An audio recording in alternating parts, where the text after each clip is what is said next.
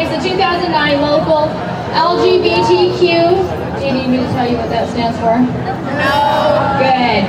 Equality March and the April 28th protest against the war on women. She is currently the Socialist Alternative candidate for Washington State Legislature in House District number 43. Her campaign, and so she is here to discuss safe home, shelters, education services, and this is what you sent me.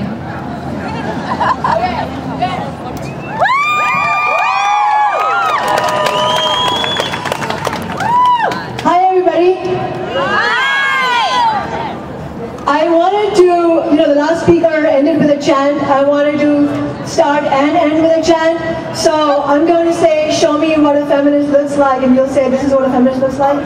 Show me what a feminist looks like. This is what a feminist looks like. Show me what a feminist looks like. This is what a feminist looks like. Show me what a feminist looks like. This is what a feminist looks like. Hell yeah.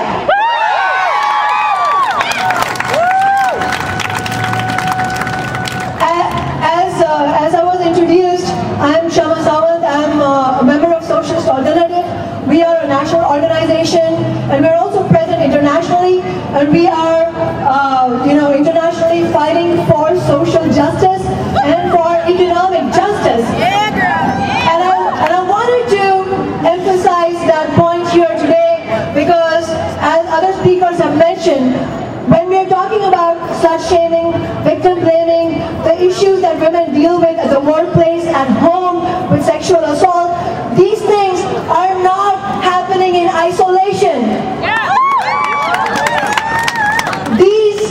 These struggles that we are facing are a product of an entire system of social and economic injustice. And I want everyone who's listening to us out there to know that we are here not only to talk about rape and sexual injustice, but we are here to talk about the system that creates this injustice.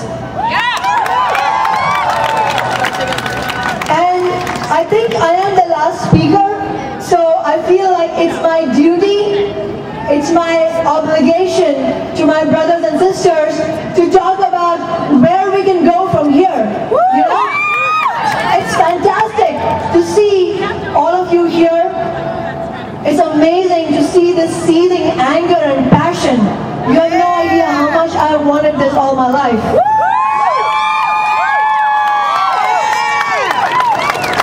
I used to feel like a black sheep for caring about these things. No more. But let's be honest with ourselves. What are we going to do after this amazing event ends, after we've heard all these moving speeches and poems and performances? We're going to carry them in our memories, but we need to do more than that, right?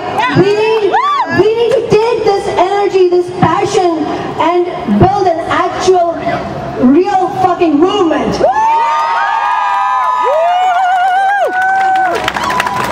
And we need to remember, why are we here? Why is it that in 2012, women and men are still having to fight for their basic rights? I mean, this is the 21st century. Why is this still happening, right? And that's why, when we look back on history, the last era of mass movements was the 60s and 70s. We need another 60s and 70s right now.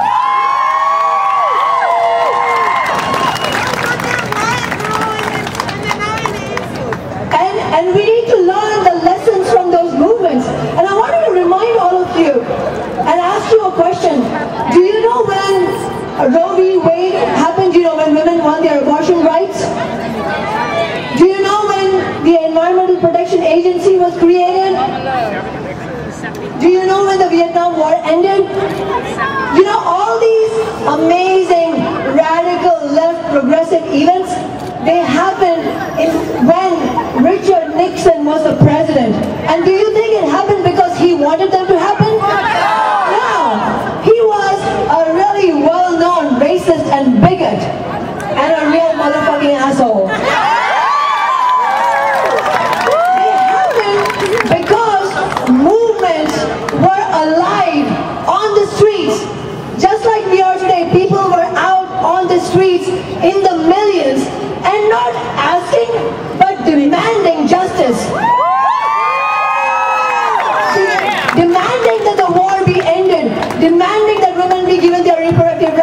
demanding that black people and other people of color be given their due justice.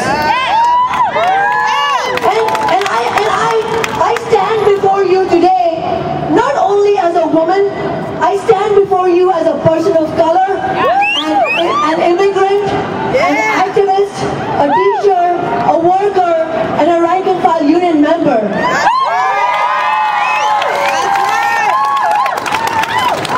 And we need to remember that if we are to be effective in fighting for women's rights and fighting against the right wing and all those awful people like Todd Aiken, then we have to know how to do it.